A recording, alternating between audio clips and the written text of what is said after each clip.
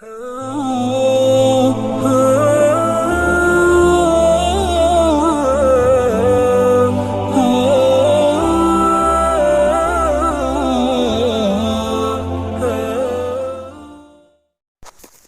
की इस वीडियो में हम आपको बताएंगे कि अगर किसी का जिगर ख़राब हो, खून बनाना छोड़ गया हो, या जिगर में दर्द रहता हो, या जिगर का कैंसर हो, जिगर की तमाम बीमारियां जो कि ठीक ना हो रही हैं, तो इस वजीफ़े को पढ़ने से वो बिल्कुल ठीक हो जाएगी।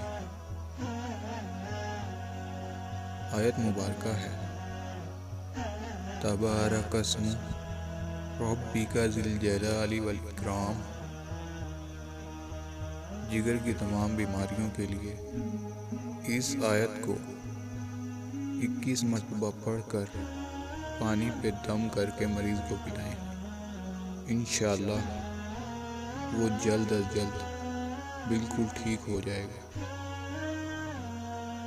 अस्सलामु अलैकुम रहमतुल्लाहि व बरकातुहू।